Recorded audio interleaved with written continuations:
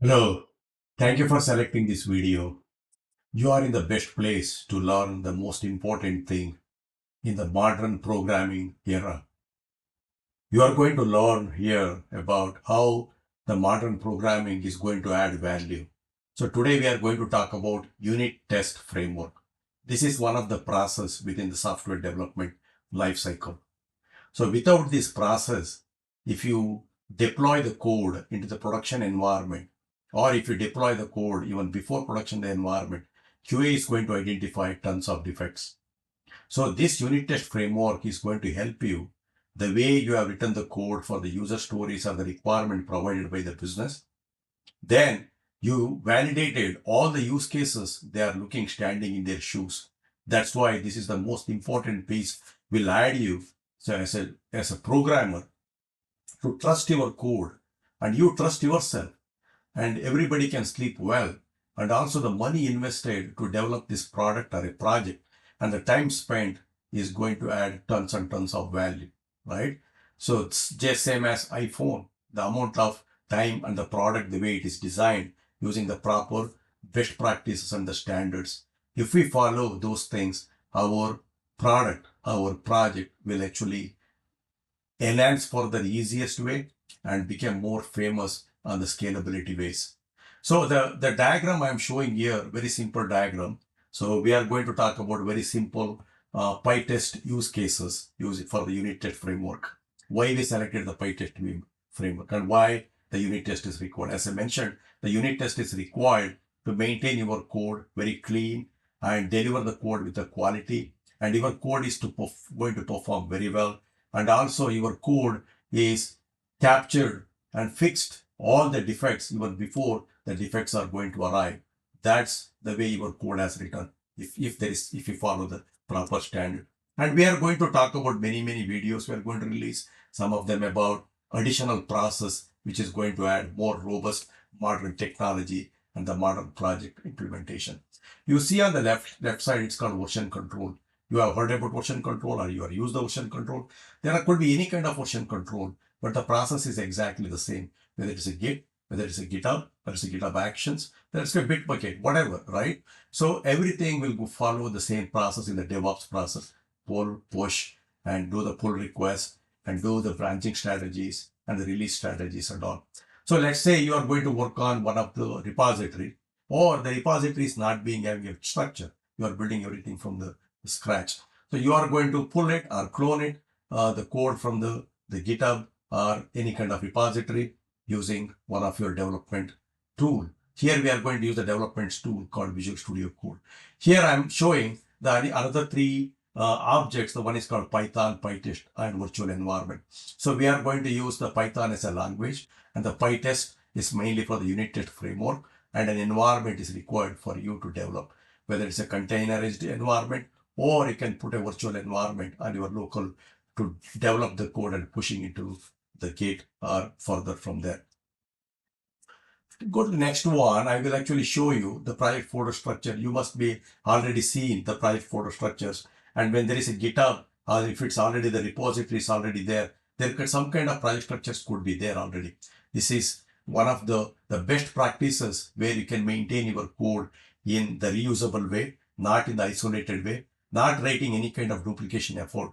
For example, here, the project name could be anything, any kind of project name you can use it, whatever application name or project name. Once you have a unique name of the project name, you will have number of folders. So here we are going to talk about only 3 folders in this video. In the future videos, you will see more and more depth in the enterprise level, adding more folders where you can actually maintain your code seamlessly and also easy to maintain and debug and enhance further. So here in the source folder for this particular application, we are keeping the source folder. We are keeping the application within this application package. Under the source folder, you can have another application, another third application, fourth application. You can create a number of if you want. So depending on how your project is structured. And here I'm going to show only the 2 files. One is the sample use case I have written for to show you how the unit test framework works. And under the SRC, you will have another folder called the main folder called tests, not under SRC, the parallel to SRC folder, the tests folder. The text is in the plural form. Why it is that? Because you will have a number of different kind of testing. One is called unit testing. The developer is responsible for integration testing between the integration level, and also the QA testing, the end-to-end testing, and other kind of performance testing. You can actually build a number of subfolders under for the particular package when you are actually. That's why when we created here the test folder, which is parallel to the source folder, right? All the source code written here, it goes under the test folder to go through the validation, making sure the code is written here. It's going to execute what we have written the code for, right? And also the documentation, which is important. The documentation actually tells the story about what is being written, what is being recorded, where can they identify, how they can enhance it in the future whenever actually somebody is going to own the code or somebody is going to execute in the support or platform anywhere.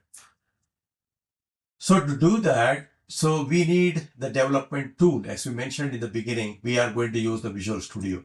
So when we are going to use the Visual Studio, first we need to make sure whether Visual Studio code is already there as a tool in your desktop or laptop or whatever VDI, whatever you are going to use it, right? So once you make sure it's there, if it is not there, I mentioned here in the line number 1 to 4, download the Visual Studio code. To download the Visual Studio code, Google it and go to the Visual Studio code and download if it is for Windows or if it is for Mac or even for Ubuntu. And the next step I mentioned about once you download and install, make sure you're able to open it. It's not corrupted, right? Once it is done, line number 6 to 9, look at first install the Python after that. So to install the Python, go and get the stable version, go to Python and get the stable version for the Windows install. So once it is installed, then you can actually follow the standards. For example, whether you need to create a new project folder or you need to actually get the clone the repo from the Git, right? You can actually look at that. But now today we are going to create a folder and go from the scratch. So we are not going to talk about in this video anything related to the Git, related to Git pushing and all. So once you open the Visual Studio code, line number 20 to 30, it will tell you how you can actually follow to make the tool is capable for doing any kind of development like Python, PyTest kind of development. Let's jump on to Visual Studio Code. In the Visual Studio Code, actually, you will see there is nothing under this folder, right? There is nothing under this folder. So we are going to create, like since the Visual Studio Code is installed, so and also I installed the Python environment. So we are going to actually select what Python environment I'm going to use for this particular project or in this application. So I'm going to use 3.13, which is already I installed it. So once I actually select, look, it's already added something called a VS Code folder and added settings on JSON. And you can actually enhance it if you need for further adding additional metadata inside that. So once it is done, so we are going to add command palette, go back to command palette and create the environment, right? When you are going to create the environment, it will ask you what environment you want to create and what Python interpreter you are going to use. What is the name of the environment you want to create? I will just leave it as is, right? You can rename it whatever you want to rename. And then I will say, I'm not going to install any Py packages. So you can actually see here, it is creating the environment. Once the environment is created, it will populate all the required information within that environment libraries, blah, blah. You can actually see the pip and python.exe as well installed. So once it is done, go back to command palette and now the testing, the unit test you need to do, configure the unit test, select the PyTest framework is the one I'm going to use and we will select it as a root directory. So once you do that and it will look at here, the setting, the JSON, it added additional information for the PyTest enhancing further. So I did mention after this what else you need to do. So here I mentioned about if the PyTest is not there, you install the PyTest using the pip, right? So you can actually go back to the environment where the terminal, go to the terminal, put the new terminal, and now you need to install the PyTest. How do you install the PyTest? Let's quickly do it. So once you are there, just clear that and do pip install -u PyTest. Once you do that, it's going to actually start installing the PyTest on this environment. So I'm going to just pause it because it takes a couple of minutes. Then I will come back when it is available. Now you can see the PyTest is successfully installed. When it is installed, if you go under your environment, under the scripts, you can see the pytest.exe is successfully installed. So since I already have some code, the basic code I already developed based on the structure that I was showing you. So I will actually pull that code and we will go over and explain to you how you can actually implement the unit test framework. So now you can see I added two folders. So under your environment, I added two folders. One is called source and other one is called test. Just like you have seen the project folder structure, the one actually I was showing you here, the project folder I created and the source and the test. So the same way, if you look at here, the source added, under the source, I have a package called sample package. I have two files, but actually in the project folder structure, I showed you only one file. And we will look at how these things are going to be executed and why we created and all. So if you go the first initial one, the sample use case one, right? You can actually see here how we return the code. This is very simple method. This method is actually going to return you, for example, if you are going to provide the input value and it will return exactly the value actually you provided. For example, here we are actually providing the input value as 10. It will return 10 square, it will return the value as 100. So as a developer, first you need to make sure whether you have some kind of main class. So when you write the code, you write the code in such a way that the code is clearly written in the cleaner way using try, catch, and finally block. When you do this one, whenever there is some kind of error, it will actually throw the error into console. But here we are using the console, but in the future videos, I will show you how you can log them into the audit table, how you can log them into the files where they can audit when it goes to the production environment. Because in the production environment, the support people, they will not be actually seeing this one using their console. They will actually get the ticket. For them, it is easy to validate when they get the ticket or some kind of dashboard. So here, if you go under, if you do the directory, you will see the way you are seeing env. Under this, you will have src, just like this. You are seeing the src folder. Under src folder, you go, you have sample packages. Under sample package, you have two Python file. So now we need to make sure this Python file works before even think about building the unit test case. See, it's actually returned the value, the square val is said here. The square val is the square of turn. It will actually return 100. Let's see if I pass just 5, it should return 25, right? Then run the file again. So now it is returning the value 25. So since we have written this, so we are validating only certain things as a developer. So we need to write the unit test framework with n number of unit tests for this kind of code. So that's why if you look at here, under tests folder, so you have test underscore sample underscore use case 1.py. So this file, right? So this file should be same as this file. So that should be, the prefix should be test underscore. So when you run this file, so you look at this file, this is actually calling, invoking src.sample package sample use case 1. This is the particular file it is actually getting into and importing a particular method called square method, right?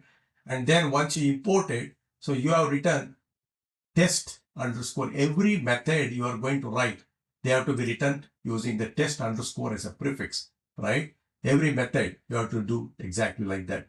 So when you actually run this one, so you will see how the unit test framework is going to work. So here also you need to follow the proper standard, try, except, finally, catch, block and all. That way you will actually see the proper value. when there is an exception, when there is a corruption, you will actually see those things are going inside the corruption place. Let's run this. So let's clear this.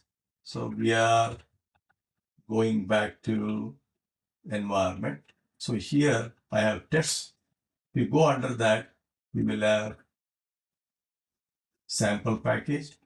If you go under that, you have unit test. So here you are going to see the multiple files, right? So now I'm going to do PyTest.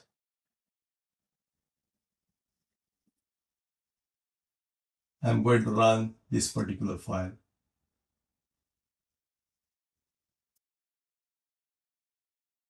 See, when I run this, I got the 100% pass result.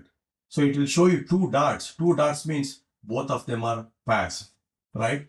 For example, this one we call it as use case 1, we call it as use case 2.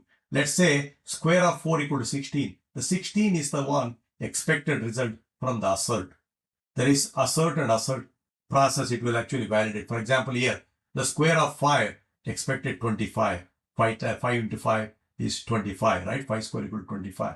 4 square equal to 16.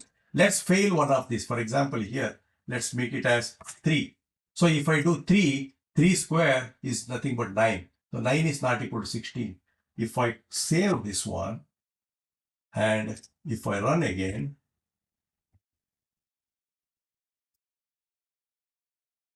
so you will see the one is failed. See, it says actually failed. Where it says fail, if you look at here, there were two dots initially. You saw two dots when you ran initially, both were successful 100%. So now when you run this, it completed 100%, but here is green, here is red, right? That means failed. It shows you one successful and one failed. The first one dot successful means this one. So 4 to line number 11. This one is successful. 5 square equal to 25. That's correct. And this one is actually failed. Line number 30. It says that which one actually failed? Def test use case 2. This use case 2 is failed. Why it is failed? The square of 3 equal to 16. No, it's impossible. So assert 9 equal to 16. So that's why it shows throw the assertion error. The assertion error is nothing but something is not matching. So when you do this kind of negative validation, you can add a number of things, a number of use cases to validate the code is written in the sample use case here. So for this one method, instead of testing like this, you can go to the test, unit test, you can add a number of things. So in this case, your code will actually try to execute a number of use cases, making sure your code is going to perform as expected. I hope you understood. So when I'm going to actually release more and more videos, more deeper level talking about, so please tune into my videos. I have 20 plus years of experience as a developer and many languages, Java, C, C Sharp, C++, Python, SQL, and also I worked as an architect and worked as many architectural level and on the clouds, and also worked as a director, worked as a lead, and wearing several hats. I'm close to everyone, working with even QA, non-technical, technical, project management, everything. So please tune in. You will actually understand more and more in the deeper level. I'm going to release a lot of videos related to assistants and other things. So I wrote another one. So you are most curious about what is this. So there is another file called use case 1 src test py. I wrote it like this, the naming convention, the source and the test, both you are keeping on the same file. This is not a good habit or good practices to keep both in the same place, because when you actually push this code into the production environment, in the production environment, you are not going to run the unit test. But I will show you some of the unit tests you can inherit to do that for the integration QA test as well. So that's why this is not the best practice to do it. And also you should not actually keep the file like this. Whenever actually you have the proper use case written in the source of the util, and you will have an associated test underscore the file, you need to validate it further. So that's all for today. Thank you so much and see you in the next video.